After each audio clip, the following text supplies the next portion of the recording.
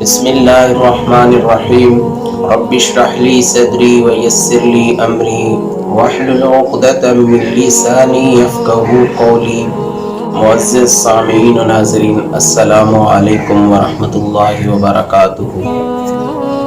کافی عرصے کے بعد پروگرام میں حاضر ہوا ہوں۔ انتظار کے لیے اور غیر حاضری کے لیے آپ سب سے معذرت خواہ ہوں۔ اور آج کی اس گفتگو میں سیرت النبی صلی اللہ علیہ وسلم کے نام سے ایک سیریز شروع کر رہا ہوں۔ کچھ عرصہ پہلے ایک دوست نے کمنٹ میں واضح کیا تھا اور اپنی خواہش ظاہر کی تھی کہ مجھے اہل بیت پر، صحابہ پر جو ہے گفتگو کرنی چاہیے۔ یہ ایک ایسا موضوع ہے جس پر گفتگو کرنے سے پہلے ہمیں سوچنا پڑتا ہے، کیونکہ یہ کوئی معمولی موضوع نہیں ہے۔ اور میں نے یہ سوچا کہ چونکہ اسلام کی شروعات حضور علیہ الصلاۃ والسلام سے ہوتی ہے، تو کیوں نہ حضور علیہ الصلاۃ والسلام سے ہی شروع کر لیا جائے۔ آج ہم دیکھیں گے کہ حضور صلی اللہ علیہ وسلم کی پیدائش کا سلسلہ کیسے ہوا۔ حضور صلی اللہ علیہ وسلم کو نبوت کب ملی؟ حضور صلی اللہ علیہ وسلم کو نبوت جو ہے یہ حضرت آدم علیہ السلام سے بھی پہلے کی مل چکی تھی، لیکن اعلان جو ہے آپ صلی اللہ علیہ وسلم نے اپنی زندگی میں 40 سال کی عمر میں پہنچ کے فرمایا۔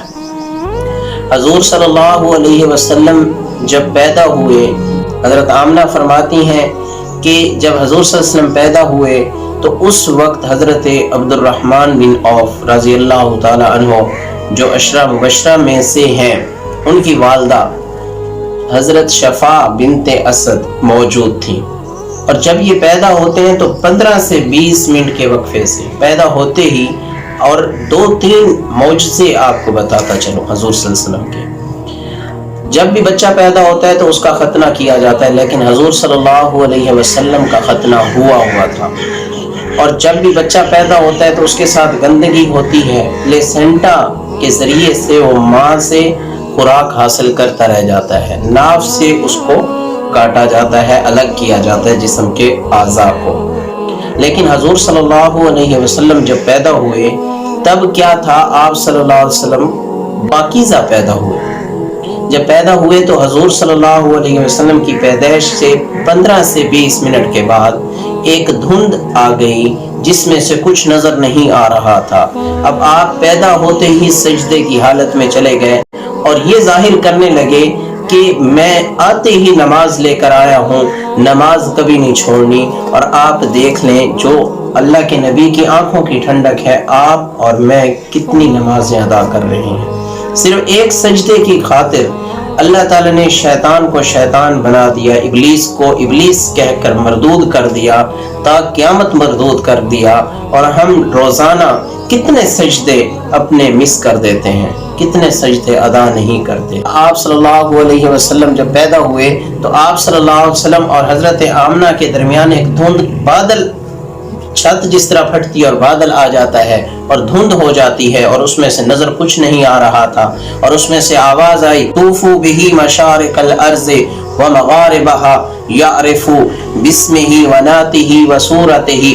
فرمایا اسے آدم کے اخلاق دو، فرمایا شیس کی معرفت دو، اسے نوح کی شجاعت دو، ابراہیم کی دوستی دو، اسماعیل کی قربانی دو، لوط کی حکمت دو، صالح کی فصاحت دو، اسحاق کی رضا دے دو، یعقوب کی بشارت دو، یوسف کا حسن و جمال دو، موسیٰ کا جاہ و جلال دو، یوشع کا جہاد دو، دانیال کی محبت دو، داؤد کی شیریں زبان دو، اور فرمایا ایوب کا صابر دل دو، یونس کی طاعت دو، یحییٰ کی پاک دامنی دو، اور عیسیٰ کا زہد دو۔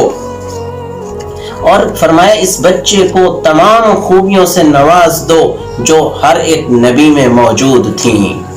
یہ میرے نبی کی شان ہے۔ اور اس وقت جب اللہ کے نبی پیدا ہوئے، آگ کی پرستش کرتے تھے، ان کا جو آگ تھی وہ کتنے سالوں سال سے بجھی نہیں تھی، لیکن اللہ کے نبی جب پیدا ہوئے بجھ گئی، یکدم سے ان کے چراغ بجھ گئے۔ اور اس دن تمام اولاد جس کے ہاں بھی اولاد ہوئی، وہاں نرینہ اولاد ہوئی۔ بیٹوں کی پیدائش ہوئی، یہ اللہ کے نبی کا ایک معجزہ تھا۔ یہاں سے اللہ کے نبی کا سفر شروع ہوتا ہے اور آپ صلی اللہ علیہ وسلم مشہور واقعات ہیں، تفصیل کا وقت نہیں ہے، جتنی بھی تفصیل اس پہ کہی جائے، بولی جائے، لکھی جائے کم ہے۔ حضور صلی اللہ علیہ وسلم کی شان اتنی عظیم ہے۔ آپ صلی اللہ علیہ وسلم نے دکھوں کا سفر شروع ہوتا ہے۔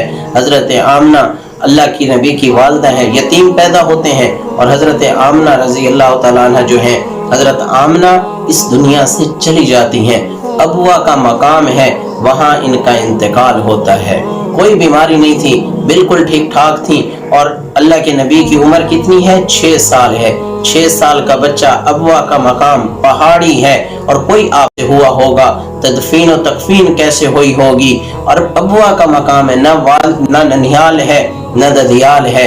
بچے کو سنبھالنے والا کون ہے؟ کوئی نہیں ہے سوائے حضرت ام ایمن کے، جو آپ صلی اللہ علیہ وسلم کے ساتھ ہیں۔ آپ صلی اللہ علیہ وسلم نے ان کا بھی دودھ پیا ہے۔ اور پھر حضرت ام ایمن کہتی ہیں کہ جب اللہ کے نبی کی والدہ کا انتقال ہو گیا تو میں ان کو کھینچ رہی تھی، یہاں سے قبر سے الگ کرنے کی کوشش کی، لیکن اللہ کے نبی نے اشارہ کر دیا کہ مجھے نہیں جانا، کہ آپ چلی جائیں، میں ماں کو چھوڑ کے نہیں جا سکتا۔ اللہ کے نبی نے حضرت ام ایمن سے ہاتھ چھڑوایا اور کہا کہ میں یہاں سے نہیں جاؤں گا، میں یہاں سے نہیں جاؤں گا، میں اپنی ماں کے سے چمٹا رہوں گا۔ اور حضرت ام ایمن نے سنا جو اللہ کے نبی نوحہ کر رہے تھے، اور کہہ رہے تھے، ماں جی آپ کو تو پتا تھا آپ کے سوا میرا کوئی نہیں تھا، آپ کے سوا میرا کوئی نہیں تھا۔ حضرت آمنہ کا انتقال ہونے لگا تو پھر حضرت آمنہ میں اتنی طاقت نہیں تھی کہ وہ بیٹے کو کیا کہیں، تو کیا کہا بیٹے کو؟ یا بنی کل جدید بال وکل آت قریب وکل حی میت، اے میرے بیٹے ہر زندہ نے مرنا ہے، ہر جوانی کو ڈھلنا ہے۔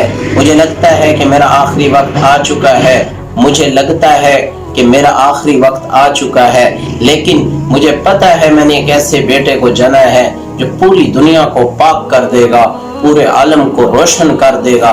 یہ کہتے ہوئے شمع بجھ گئی، اللہ کے نبی کی والدہ اس جہان سے چل دی۔ انشاءاللہ اگلے پروگرام میں، اگلی قسط میں باقی واضح کریں گے۔ اللہ تعالیٰ آپ کو جزائے خیر عطا فرمائے۔ مجھے دعا میں یاد رکھیے گا۔ جزاک اللہ خیرا کثیرا۔